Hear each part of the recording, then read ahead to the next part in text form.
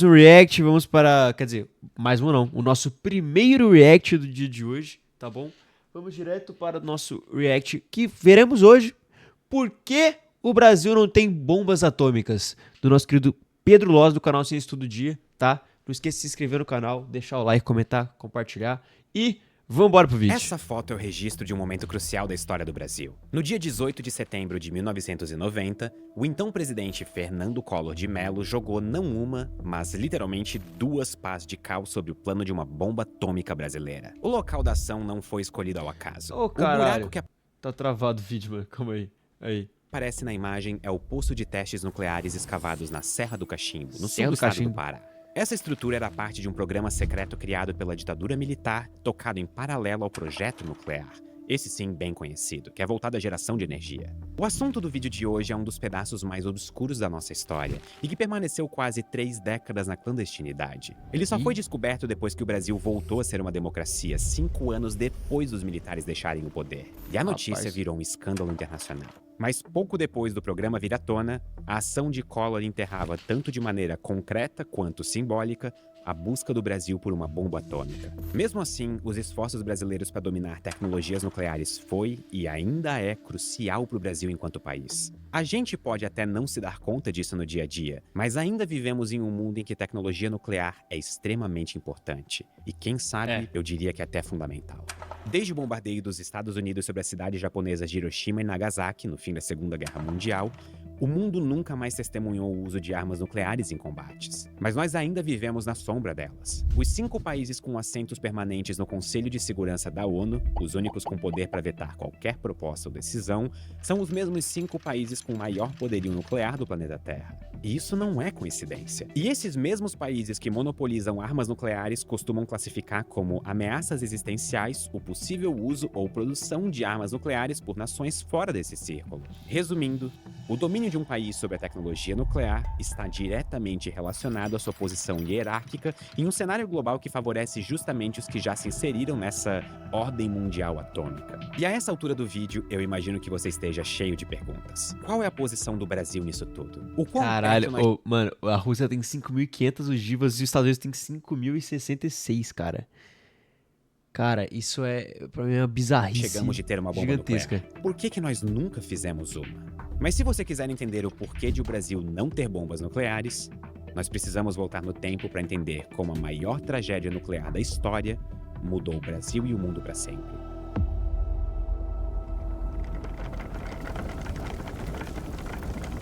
Nos anos seguintes à Segunda Guerra Mundial, o Brasil chegava à reta final de um processo de industrialização que começou na década de 30. O plano da época era que a nossa economia não dependesse mais apenas da exportação de produtos primários como café, açúcar e borracha. Só que quase como uma ironia do destino, a maneira que o Brasil encontrou para se inserir no recém-formado clube de potências nucleares foi justamente a matéria-prima. Mas não qualquer uma. Em 1945, o Brasil começou a exportar areia monazítica, que é usada para produzir plutônio. Para quem não sabe, aliás, o Brasil tem reservas relevantes de matérias base para produção de combustível nuclear, incluindo urânio. E quem assinou o acordo para comprar areia monazítica da gente na época foram os Estados Unidos, que naquele mesmo ano se consolidaram como a primeira potência nuclear da história. Mas o pagamento que o Brasil queria não era só dinheiro. O objetivo também era receber compensações específicas, que incluíam a transferência de tecnologias e informações para desenvolver uma indústria nuclear nacional. Em paralelo, a democracia brasileira se fazia presente em todas as discussões internacionais possíveis sobre armas nucleares. E os nossos representantes se apresentavam nesses fóruns com opiniões que, no geral, eram bastante independentes. Foi assim, inclusive, que o Brasil tentou negociar com a França e com os Países Baixos a compra das primeiras usinas nucleares em 1946. Naquele ano, o Brasil também participou das discussões sobre a formação da IADA, sigla em inglês para Autoridade Internacional de Desenvolvimento Atômico. A ideia de criar a agência foi apresentada pelos Estados Unidos logo antes de uma reunião da Comissão de Energia Atômica da ONU. E na proposta, a entidade teria a missão de conduzir o mundo a um acordo de desarmamento nuclear completo, no qual todas as bombas atômicas seriam destruídas. Na prática, a sugestão era retirar essas armas das mãos dos países e colocar uma organização supranacional independente no controle absoluto das tecnologias nucleares. Para isso, uma das tarefas do órgão seria obter e armazenar informações completas e atualizadas sobre as fontes mundiais de minerais estratégicos para a produção nuclear, como urânio e tório. Mas a proposta nunca foi para frente por discordâncias entre os governos dos Estados Unidos, que ainda era o único detentor de bombas nucleares, e a União Soviética, que um par de anos depois seria a segunda nação a desenvolver armamentos nucleares. E mesmo se houvesse um acordo, a proposta resolveria um problema ao mesmo tempo em que criaria outra. Se a iniciativa saísse do papel, seria a IADA que ganharia um poder descomunal. Ela poderia negociar o preço que bem quisesse para matérias-primas de armas atômicas e ainda por cima escolher revendê-la para países, entre aspas, de confiança, criando novas desigualdades. Ah, e só um detalhe, a fundação da IADA nunca aconteceu.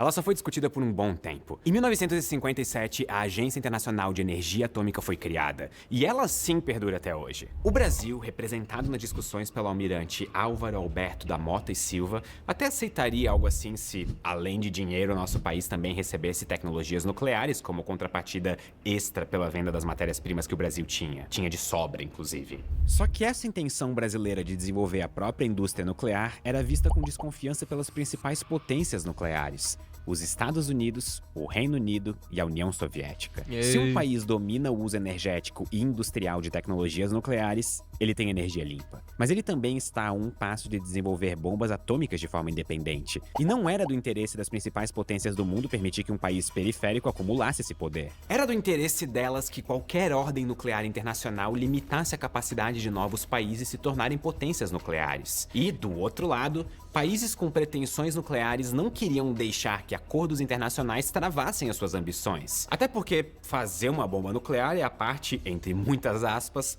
fácil dessa história. Difícil mesmo era ter acesso aos materiais nucleares necessários para alimentar esses dispositivos. Ah, e se você gosta das camisetas que eu uso nesses vídeos, a promoção da caixa surpresa voltou. Aqui dentro tem 2 camisetas da Lowe's, mas você não sabe quais são. É secreto, assim como a bomba nuclear brasileira. Tá meio quente essa caixa, será que tem urânio? A promoção dura o mês de julho inteiro ou enquanto durarem os estoques. Você escolhe o tamanho e a gente envia 2 camisetas secretas e surpresa pra você. Não perde tempo porque da última vez isso aqui esgotou bem rápido. Então clica no link da descrição ou do comentário fixado e vai pro site da Lowe's.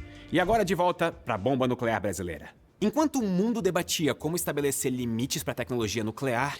Mano, uma coisa que ele falou, ficou um pouco na minha cabeça, que, tipo, os países soberanos, né, que, tipo, são os maiores, não queriam que um país periférico tivesse a bomba, né, mano? Porque, tipo assim, querendo ou não, ter a bomba é ter poder, tá ligado? Você tem poder. Porque, por exemplo, se os Estados Unidos vier falar assim, você não vai fazer isso porque eu vou te jogar uma bomba. O Brasil vira e fala assim, ó, joga, eu jogo de volta. Tá ligado? É poder de barganha. Porque se o país ele tem uma arma nuclear de destruição em massa, tipo assim, pro país que tem, é um poder de barganha. Tá ligado? Porque o outro país fala assim, mano, não quero tomar bomba atômica na cabeça, tá ligado? Não quero. Não quero tomar bomba atômica na cabeça. Então, tipo, por isso que eles não queriam, porque como eles precisavam do Brasil pra conseguir tudo que eles queriam, pra conseguir dinheiro, pra conseguir os materiais, eles não queriam que o Brasil se tornasse uma potência, se tornasse uma possível nação que não abaixasse a cabeça pra eles, tá ligado? Os Estados Unidos deve ter encabeçado isso, tá ligado? Que eles falam assim, cara, a gente não pode ter uma nação que é uma nação muito grande, que tem muito, muito potencial, mas que como é que fala? Periférica em relação a gente, que seria Estados Unidos, União Soviética na época, o Reino Unido, né? Que ele tava falando. Porque aí, mano, se os caras falarem assim, Brasil, a gente quer te explorar e quer fazer tal coisa. O Brasil fala assim, não, irmão. Porra, vai explorar o rabo da tua tia. Tá ligado? E aí quer fazer na mão, joga a bomba atômica que eu jogo de volta, tá ligado? Tipo assim, é isso. Então, um país que tem a bomba atômica, ela tem poder de barganha. É foda isso, né? o Brasil dava os primeiros passos para dominá-la. E aqui eu preciso deixar mais claro o que eu quero dizer com dominar tecnologias nucleares. O projeto brasileiro era bem objetivo. A intenção era dominar o ciclo de combustível nuclear, que requer 6 etapas, das quais as 2 primeiras o Brasil não teve problemas para executar. A primeira é minerar rochas que contêm urânio. A segunda é filtrar o minério de urânio, ou seja, separá-lo de tudo que não é interessante. O primeiro obstáculo veio na terceira etapa, que era converter o urânio extraído em hexafluoreto de urânio, ou UF6. O bolo amarelo, como também é chamado, é a forma química mais conveniente usada para se chegar à quarta etapa do processo, que era enriquecer o urânio. Mas o que exatamente é isso?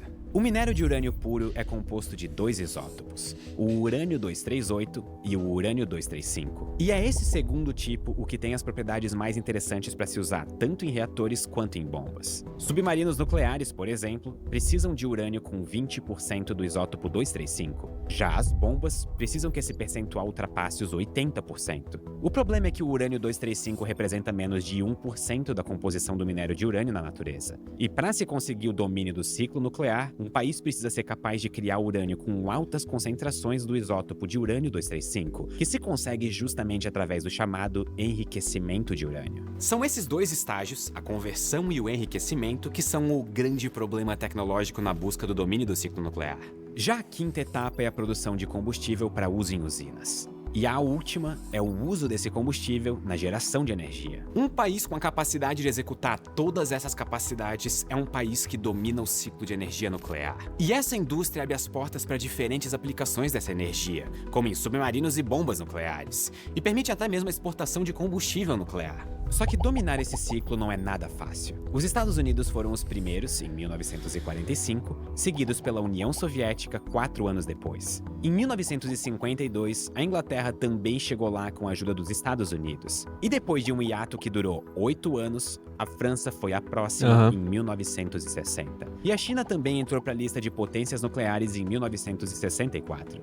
Por mais que o objetivo do Brasil não explicitasse o interesse em desenvolver bombas atômicas, existia sim um interesse em dominar a tecnologia nuclear. E olhando para trás, isso faz todo sentido. Mas na época, nem todo mundo estava convicto da importância da energia nuclear para o futuro do planeta. Por aqui, o grande defensor da importância de se tornar autossuficiente no assunto foi o próprio almirante Álvaro Alberto da Mota e Silva. Cientista da Marinha e especialista em explosivos, foi ele quem liderou no Brasil os primeiros esforços para dominar o ciclo nuclear na década de 50. Na época, já sob o governo democrático de Getúlio Vargas, uma das primeiras atitudes do país foi fundar uma organização para direcionar e financiar as pesquisas na área. Em 1951, foi criado o CNPq. Até hoje, o Conselho Nacional de Desenvolvimento Científico e Tecnológico é um dos principais órgãos públicos responsáveis por financiar todo tipo de pesquisa no Brasil. Ou seja, as origens dos esforços científicos modernos do Brasil estão diretamente ligadas às ambições nucleares lideradas pelo almirante Alberto. Ainda no início dos anos 1950, o Brasil também comprou um acelerador de partículas e começou a buscar mais possíveis parceiros além dos Estados Unidos para vender material nuclear em troca de estrutura e conhecimento. A parceria que mais gerou frutos foi com a Alemanha Ocidental. De lá vieram inúmeros cientistas para dar aulas e ajudar com transferência de tecnologia. O Brasil, inclusive, tentou recrutar um dos descobridores do urânio para o projeto nuclear brasileiro, mas isso acabou nunca acontecendo. Apesar de um começo otimista, o sucesso das ações brasileiras foi limitado pela pressão das potências nucleares. Foi essa pressão que impediu a Alemanha de vender ao Brasil as ultracentrífugas usadas para enriquecer o urânio. O Brasil só ia conseguir adquirir esse aparato quase uma década depois do começo das negociações. Já em 1955, o governo de Juscelino Kubitschek conseguiu adquirir um reator nuclear comprado pelo governo dos Estados Unidos. Além disso, os institutos de pesquisa estavam avaliando a ideia de produzir reatores de urânio puro, que não precisam de urânio enriquecido ou de tecnologia nuclear avançada para serem implementados. Um deles acabou sendo comprado pelo Brasil junto com a França. Na política internacional, o Brasil mantinha uma posição pró-desarmamento nuclear, desde que isso não impedisse de avançar nos chamados projetos pacíficos. Mas isso não era muito bem visto pelas potências nucleares, especialmente depois da crise dos mísseis de Cuba em 1962. Este foi o momento da Guerra Fria em que a União Soviética e os Estados Unidos chegaram mais perto de um conflito nuclear direto. Depois do episódio, evitar que outro país das Américas tivesse armas nucleares virou uma pauta importante política na Casa Branca. Mas mesmo assim, o Brasil avançava nesse sentido. Não existem evidências de que o governo desejava uma bomba nuclear, mas os equipamentos adquiridos nos anos 50 poderiam ser empregados para a produção de armas nucleares. Isso levantou preocupações principalmente nos nossos vizinhos mais próximos, como a Argentina. Mas a guinada do Brasil para perseguir a bomba atômica acontece de fato com o golpe militar. Em 1964, o Brasil se tornou uma ditadura, e a ruptura democrática trouxe uma série de mudanças políticas internas e externas, já que, no contexto da Guerra Fria, o governo de generais era completamente alinhado aos Estados Unidos, o que a gestão de João Goulart não tinha sido. Inicialmente, esse alinhamento parecia indicar que o Brasil aceitaria um acordo que limitasse as suas capacidades nucleares, exatamente como os primeiros tratados de não proliferação nuclear, que começaram a ser escritos em 1965. Assinar um TNP significaria congelar os avanços nucleares do país para qualquer finalidade. Se o Brasil assinasse o tratado, as exigências de vigilância internacional tornariam quase impossível chegar ao domínio do ciclo nuclear. Só que, contra todas as expectativas, o Brasil se recusou a assinar o TNP. Apesar da ditadura ter rompido com várias práticas anteriores, a posição sobre tratados de não proliferação continuou a mesma. O Brasil só assinaria um acordo assim caso tivesse garantias de que poderia continuar o estudo e o uso pacífico de tecnologias nucleares de forma independente. E o argumento brasileiro era o seguinte: um acordo de não proliferação precisava ser um ponto de partida para países em desenvolvimento dominarem a tecnologia, e não um ponto final para garantir a hegemonia nuclear às nações que já tinham essas bombas. Não assinar o tratado foi um desafio e tanto, porque significava abrir mão de uma certa boa vontade da comunidade internacional, e isso forçou o Brasil a ser mais independente nas escolhas sobre como desenvolver tecnologia nuclear. A saída foi procurar cooperação em outros países que também se opuseram ao acordo, como a Índia e a África do Sul. Só que o resultado dessas parcerias foi bem limitado. Mesmo assim, dominar o ciclo de produção de combustível e energia nuclear ainda era a grande meta do projeto brasileiro. Por isso, enquanto buscava aliados no exterior, o governo militar tomava, em 1968, a decisão de construir a primeira usina nuclear do país em Angra dos Reis, no sul do estado do Rio de Janeiro. Mas as pretensões do Brasil foram afetadas a partir de 1974. Naquele ano, a Índia realizou o teste de uma bomba nuclear, a Smiling Buddha. E isso aumentou a pressão para que países assinassem o Tratado de Não Proliferação. A pressão chegou ao ápice em 1975, quando uma reportagem no jornal The New York Times acusou o Brasil de loucura nuclear depois de o país tentar comprar a tecnologia da Alemanha Ocidental. Essa negociação também era vista como uma falha no tratado, já que o país europeu era signatário do TNP, mas o Brasil não. O presidente americano da época, Gerald Ford, não desconfiava tanto do Brasil e estava disposto a manter uma cooperação nuclear limitada com o nosso país. Mas ele sofria uma oposição pesada no Senado, liderada por Jimmy Carter, que viria a sucedê-lo no comando da Casa Branca. No primeiro ano de mandato dele, em 1978, a CIA publicou um relatório sobre as capacidades nucleares da América Latina, sugerindo que a Argentina e Brasil poderiam chegar a ter as próprias bombas em um período de até 5 anos. E a partir dali, impedir que o Brasil e outras nações avançassem nas agendas nucleares virou um ativo eleitoral para o Carter. Ele chegou a propor que fosse proibida qualquer venda de tecnologia nuclear para países não signatários do TNP. A pressão do Carter fez com que fosse proibida a venda de urânio para o Brasil abastecer a usina de Angra 1. O urânio prometido pelo governo americano só ia chegar 5 anos depois do previsto. O projeto nuclear brasileiro ganhou atenção da pior maneira possível. Não existia mais qualquer forma do país dominar o ciclo de combustível nuclear por meio de cooperação externa. Então, sem alternativas, a ditadura militar decidiu começar um projeto completamente próprio. E o principal, ele era secreto. Em 1978, o Brasil começou a investir no que ficou conhecido como Programa Paralelo. A iniciativa foi organizada pelos militares, mas contou com a colaboração de instituições de pesquisa civis, como o Instituto de Pesquisas Energéticas e Nucleares de São Paulo. O objetivo era o domínio completo do ciclo de combustível nuclear sem depender de favores externos. Com isso, o Brasil seria capaz de alcançar qualquer tecnologia nuclear que quisesse.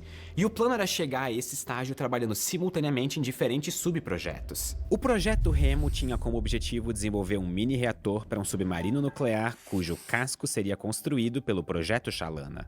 Mas o pulo do gato foi o Projeto Ciclone, que visava desenvolver supercentrífugas para enriquecer urânio. O primeiro fruto veio em 1979, quando o Brasil aprendeu a produzir o hexafluoreto de urânio em escala industrial. Em temperatura ambiente, esse composto apresenta uma cor amarela bem típica, motivo do apelido de Yellow Cake, ou bolo amarelo. E quando aquecido a mais de 57 graus Celsius, o que era um bolo vira um gás amarelo que permite enriquecer o urânio com o uso de supercentrífugas. Mas aqui tem um detalhe importante. Lembram quando eu falei dos 2 tipos de urânio que existem dentro do urânio? Lembro. Nós temos o 238 e o 235. O primeiro é estável, mas ele não é tão eficiente.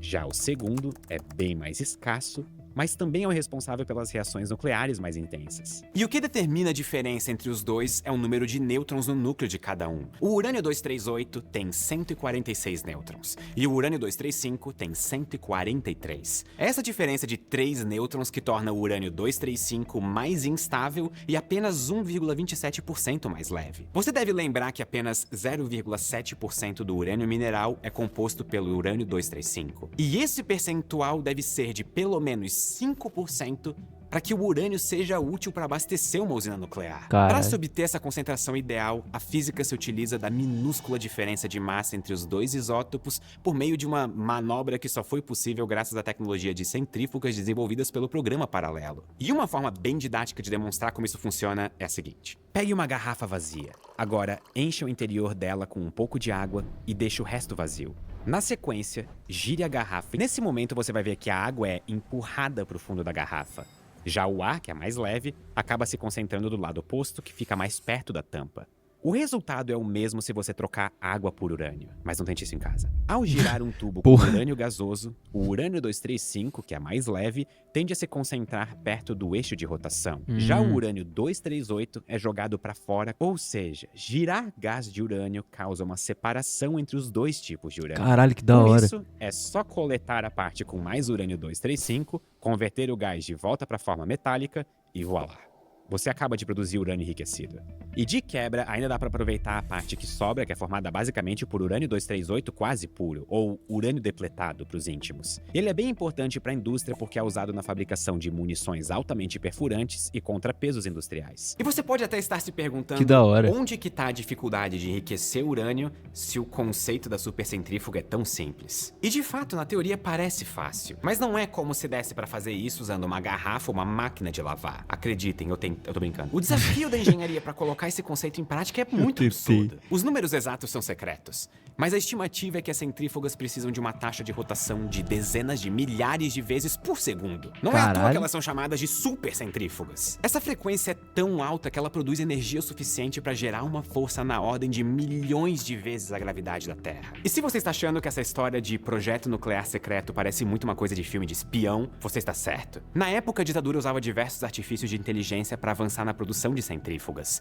Entre eles, a espionagem. Ela foi usada para superar um dos grandes obstáculos enfrentados pelo Brasil na fabricação desses equipamentos, que era o rolamento magnético. Essa tecnologia é necessária para fazer as máquinas girarem milhares de vezes por segundo sem quebrar. Como essa era uma parte fundamental na corrida nuclear, não dava para importar a tecnologia porque todo mundo que detinha o conhecimento guardava a receita 7 chaves. Mas sem ele, tentar desenvolver o mecanismo do zero levaria muito tempo. E para superar o obstáculo, os militares apelaram para espionagem industrial. Um espião brasileiro adquiriu na Alemanha uma bomba de vácuo que usava rolamentos magnéticos. O equipamento foi trazido ao Brasil em uma mala diplomática, que legalmente não pode ser revistada em voos internacionais. Foi graças à espionagem que os cientistas do IPEM conseguiram desvendar como construir rolamentos magnéticos para uma supercentrífuga. E não só desvendar, mas também aperfeiçoar. De acordo com o diplomata Luiz Augusto de Castro Neves, foi a partir desse episódio de espionagem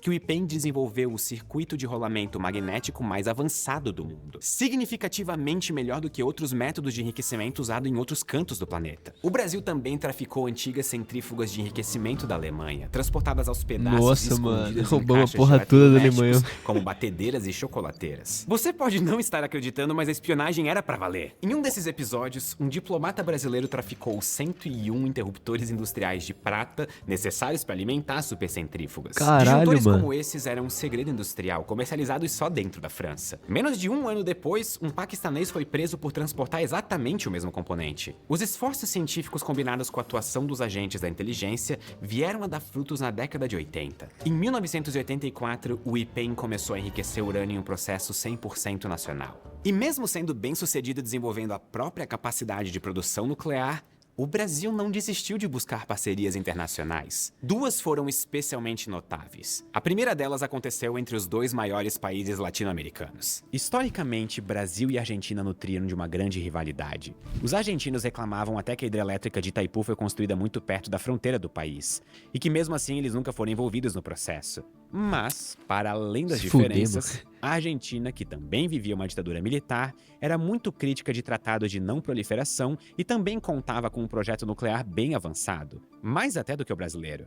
A busca de ambos por autossuficiência no setor até gerou o receio de que os vizinhos poderiam se meter numa corrida nuclear entre si, igual à Índia e ao Paquistão. Só que, para surpresa geral, a relação entre o Brasil e a Argentina foi uma direção completamente diferente. Os dois se aliaram, primeiro nas críticas que ambos tinham à ordem internacional nuclear. E como os dois frequentemente se frustravam ao buscar parceiros internacionais na área, o Brasil e a Argentina resolveram firmar uma parceria entre si e começaram a abrir os próprios programas um pro outro. Em 1980, a Argentina passou a fabricar combustível nuclear para o Brasil, que em troca produzia equipamento pesado para as usinas argentinas. E em 1983, o Brasil foi avisado com antecedência de que a Argentina anunciaria ao mundo ter dominado o ciclo do combustível nuclear. Esse acordo de benefício mútuo entre agentes regionais, que não travava as ambições de um e de outro, era exatamente o tipo de tratado que os dois defendiam, diferente dos termos oferecidos por países que já tinham tecnologia nuclear. O entrosamento foi tanto que até as disputas sobre Itaipu foram resolvidas. Eu jamais aceitarei os, entre aspas, irmãos latinos. Eu odeio a Argentina. Por mim, o Brasil enriquecia urânio, fazia uma bomba e jogava lá, para erradicar a Argentina do mundo. O mundo seria um lugar melhor sem a Argentina.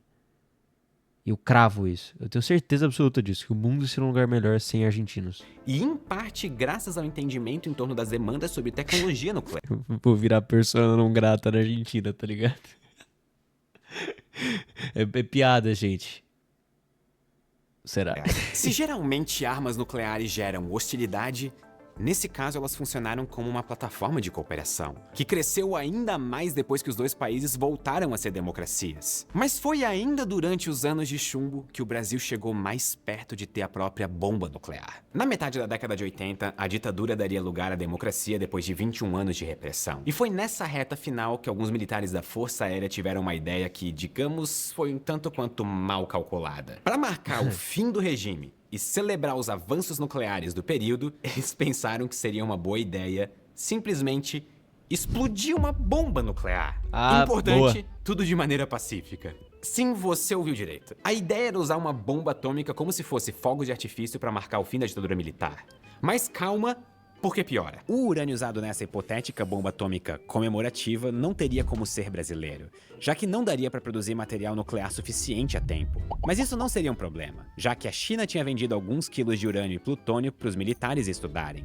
Como estava à disposição, eles pensaram que o material poderia ser reaproveitado na produção da bomba. Só esqueceram o detalhe de que o uso dos insumos para esse fim era proibido pelos próprios termos da negociação com os chineses. Ok, provavelmente essa sequência de frases seja a mais absurda que eu já falei na história desse canal, então eu vou resumir. Uma ditadura militar anticomunista ia explodir uma bomba atômica fabricada com plutônio vendido pela China comunista para comemorar o próprio fim. Realmente o Brasil não é para amadores. Não é, mano. Só que por mais maluca que seja essa ideia, ela sintetiza a capacidade que a energia nuclear tem de não fomentar só a destruição, mas também impulsionar a cooperação mesmo entre diferenças. O projeto atômico era tão importante para o Brasil, a ponto de fazer integrantes de um regime repressor com um claro viés ideológico adotarem uma postura pragmática e universalista. O que isso significa na prática é que, se você tivesse tecnologia nuclear para oferecer, a ditadura aceitaria trabalhar com você, não importa quem você seja. Isso quer dizer então que a ideia de explodir uma bomba atômica em 1985 era boa? Não. Nem um pouco. O Brasil ainda estava se recuperando da acusação de loucura nuclear dos anos 70. Explodir uma bomba nuclear, mesmo que só de maneira comemorativa, e eu não acredito que eu tive que dizer isso em voz alta, ia validar décadas de suspeitas internacionais de que o Brasil buscava armas nucleares e não o uso pacífico de energia. Felizmente, cabeças frias prevaleceram. Em 15 de março de 1985, José Sarney assumiu a presidência da República sem que uma bomba nuclear explodisse no mesmo dia. Vocês conseguem imaginar o Sarney fazendo o primeiro discurso como presidente civil em mais de 20 anos, com uma nuvem de cogumelo gigantesca no Nossa, fundo. mano. Pois então, quem sabe isso aconteceu em um universo paralelo. E isso nos leva ao Meu próximo Deus do capítulo céu. nuclear brasileiro. Uma das primeiras atitudes do Congresso depois do fim da ditadura foi justamente investigar o programa secreto nuclear que o Brasil ainda mantinha. E para isso foi criada a Comissão Vargas, presidida pelo cientista nuclear José Israel Vargas. Mas o relatório final da comissão foi meio estranho. Os militares até foram repreendidos por não terem comunicado a existência do programa paralelo já no processo de redemocratização. Mas, por outro lado, eles meio que receberam parabéns pelo sucesso do projeto, que seria continuado no Brasil democrático por cientistas civis. O tamanho do projeto também foi reduzido, em parte pelo aprendizado com o desastre de Chernobyl, mas também por causa de acidentes radiológicos como o Césium-37 em Goiânia. Mas como as capacidades nucleares eram extremamente importantes para o país, a pesquisa até poderia ser reduzida, mas definitivamente ela não seria congelada por governo nenhum. A partir daí, o programa paralelo virou oficialmente o PNB, sigla para Programa Nuclear Brasileiro. A posição do Brasil em relação à tecnologia nuclear é basicamente a mesma há mais de 70 anos, em um dos únicos projetos de Estado que sobreviveu tanto ao começo quanto ao fim da ditadura. E se essa informação não é o suficiente para te convencer do quão importante a tecnologia nuclear é para a política, eu não sei o que mais pode ser. Por falar em política, em 1985 o Brasil assinou um acordo de cooperação nuclear com a Argentina, que depois evoluiria para um acordo de segurança mútua. Hoje, o Brasil vigia as ambições nucleares argentinas e vice-versa. Isso garante que nenhum dos dois vai buscar armas nucleares e que os dois vão ter capacidades tecnológicas similares, o que garante estabilidade na nossa região. 2 anos depois, em 1987, o Brasil chocou a comunidade internacional com o anúncio de que havia dominado o ciclo nuclear, incluindo a tecnologia de supercentrífugas para enriquecimento de urânio. E a reação a esse anúncio ilustra o quão complicada é a relação entre tecnologia nuclear e cooperação internacional. Por um lado, um projeto nuclear secreto bem-sucedido assustou os países que já tinham armas nucleares. Por outro, esses países mostraram mais disposição do que nunca para cooperar com o Brasil, porque agora nosso país parecia ter algo a oferecer. Como segundo presidente do novo período democrático, Collor começa uma série de ações para demonstrar que o Brasil está disposto a desistir de armas nucleares e em troca ser visto como um estado nuclear legítimo. As pás de cal que ele jogou sobre o bueiro de testes na Serra do Cachimbo é uma ação que simboliza muito bem esses objetivos. O Itamaraty, então, começa a preparar o terreno para o Brasil finalmente assinar o Tratado de Não Proliferação em 1998, porque agora o país já conseguia produzir combustível nuclear. Logo, os impeditivos para se desenvolver a tecnologia já não eram mais uma questão. Tanto é que o Brasil virou exportador de combustível e desenvolveu o próprio submarino nuclear. Bombas atômicas estão entre as tecnologias mais perversas já inventadas pela humanidade. Mas é preciso cuidado ao atribuir esses horrores à energia nuclear como um todo. Se a história nuclear do Brasil nos ensina alguma coisa, é que ela pode sim ser fonte de conflito, mas também de cooperação. Foram as ambições nucleares brasileiras que incentivaram a fundação de um dos órgãos mais importantes para a ciência do nosso país. Foi a abertura diplomática em busca de parcerias nucleares que aprofundou nossas relações bilaterais com diversos países e até resolveu profundas disputas sobre Itaipu com nosso maior e mais importante vizinho. No nosso mundo, a tecnologia nuclear é um ponto central, e o Brasil passa longe de ser um país perfeito. Mas a nossa história nessa área mostra que nós somos capazes de criar o nosso próprio futuro nos nossos próprios termos. Mesmo nos momentos de maior tensão, nós somos capazes de escolhas que não usam nossas diferenças a favor do conflito, mas sim da união. E eu acho isso poético. Espero que essa história tenha cativado vocês. Muito obrigado e até a próxima. Caralho. Mano, belo vídeo, hein? Belo, maravilhoso vídeo, mano. Muito obrigado, Pedro Loss. Muito obrigado aí, galera da produção dele, galera que tá trabalhando nesse vídeo. Mano, muito bom. Muito bom, caralho. Mas eu acho que, tipo assim, é meio bad falar o que eu vou falar agora? É. Mas, na minha opinião, eu gostaria que o Brasil tivesse uma bomba atômica. Não pra usar. Não vai usar. É só pra ter o que eu falei antes. Poder de barganha. É só pra ter poder de barganha, mano. Porque, tipo, se, por exemplo, se os Estados Unidos vêm e falam assim, ó, eu vou invadir o seu país e eu vou instaurar uma ditadura aí. O Trump faz isso agora. Imagina o Trump, vem fala assim, eu vou invadir você. A gente vira e fala assim, ó, vai não, pai. Não vai. Ah, se não vai. Ah, se não vai, não. Não vai. A gente solta uma bomba atômica na Casa Branca, acaba com a porra toda, entendeu? Porra, fudido. É poder de barganha, tá ligado? É poder de barganha. Conseguir, o Brasil consegue. Conseguir, consegue. O problema é que fazer uma bomba atômica traria muitos problemas pra nós, porque nós assinamos o Tratado de Não Proliferação de Armas Nucleares. Então, nós não vamos fazer. Mas, é isso, né? É isso. Se inscreve no canal, deixa like, comenta, compartilha. Beijo pra vocês e até o próximo vídeo. Falou!